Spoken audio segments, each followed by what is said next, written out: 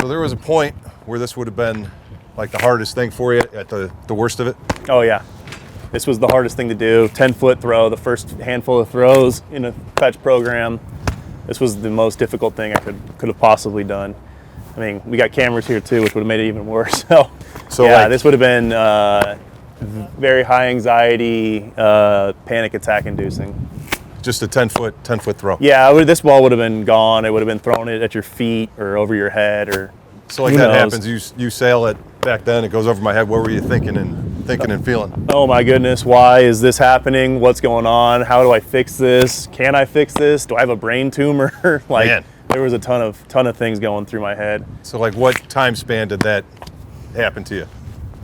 That was 2000. Probably 15 that really started happening. This was that spring training.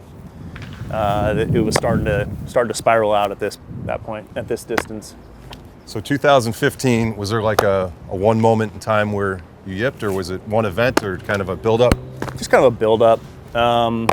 It went from being like kind of wild to just not even close, and not even like functioning as a baseball player. Man. You know? Yeah, it was not a fun time.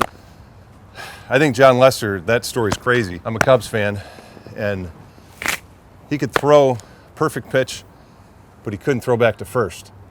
And he's got to be thinking, God, I can't make a throw 15 feet, 20 feet, whatever it is. Like, what's wrong with me? But then he locates a perfect pitch, wins the World Series. How does that work? Man, the mind is a crazy thing. It can affect, the yips can affect somebody in one aspect and not in another, and it's kind of just the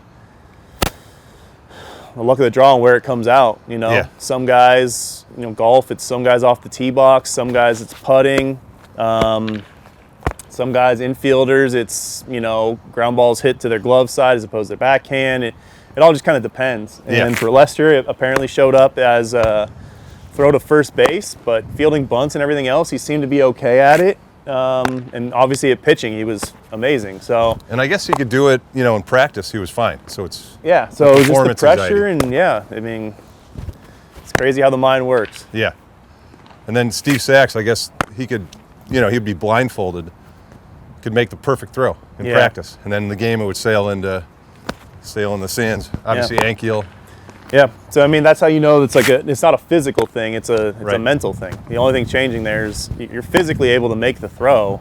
It's the mental side that's affecting your body's ability to relax and do the physical action. What was like the worst wild pitch you ever threw? Worst one, the one that sticks with me the most, I got two. I 3-0 2015 in my opening day start that season. Yep. Rizzo. And I just threw it right between his ribs. And I was just like, you know what? Yeah. Screw this. I'm just going to let it eat and go. And of course, it just yips right into his ribs. I felt terrible there.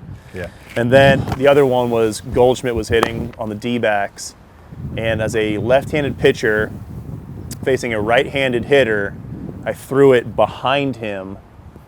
If he was hitting, it was like almost like back here. Yeah. And that was that one stuck with me. Well, Kuhn told me he hit the on-deck person. I don't know if he did that. He might have, but that's a really bad throw. He hit the on-deck guy. It'd be pretty hard to do. Really hard to do. Yeah. How about favorite baseball movie? Favorite baseball movie? As a kid, it was Sandlot. As an adult, I think I appreciate the Major League. Okay. Major League's great. Ricky Vaughn, I could see the similarity there a little bit, right? Except he just needed a pair of glasses. He probably needed, Yeah, I just needed to figure out the mental game. So he had glasses. I just had to figure out anxiety and getting rid of the yips. So my favorite baseball movie was Field of Dreams. My dad, his dad was a Chicago police officer, died when he was 16 or 17. In the movie, Ray Kinsella's father comes back. They have says, Dad, you want to have a catch? And I've never heard him cry like that in my entire life. Just broke down. I was 17, sitting with him. Wow. This stoic, tough guy, and he's just broke down like a little kid. All right, we're going to go your top dream draft ever versus mine. Dream draft? Draft rotation for starting. Rotation. I'm going to go Maddox, Nolan Ryan. I need a lefty, so I'm going to take Randy Johnson. And I'm going to go Babe Ruth because I could put him both ways. All right. Who do you got? Who do you got against that? I'm gonna go Nolan Ryan too. Randy Johnson. He's unbelievable. I'm gonna go Kurt Schilling, and I'm gonna go Roger Clemens. Ooh, I like that. Yeah, those are the guys. Those are the guys I grew up loving and watching. There we go. A couple more rings from you. You can get there, right? Maybe. So what's the most Ks you ever had in a game? Best game you ever had? Oh wow. Kid, it could be a kid or adult. I don't know. Honestly, I don't even know how many Ks I've had in a game. Yeah. As a starter, when I was starting, dude, I don't even keep track of those stats, honestly. Yeah. I couldn't even give you a ballpark. It could be 5, it could be 15. I have no idea. Just go out there and trying to take the guys one hitter at a time. So is it more fun, like when you're a kid, to strike someone out in a high leverage situation, or as an adult? Probably as an adult. As a kid, like, yeah, it matters and it's important, but like as an adult, the pressure is so much higher that when you succeed, it feels more rewarding, in my opinion. How about favorite strikeout ever? Where you just... I mean, I'm gonna have to go with the Mookie Betts and the NLCS. Here's an 0-2.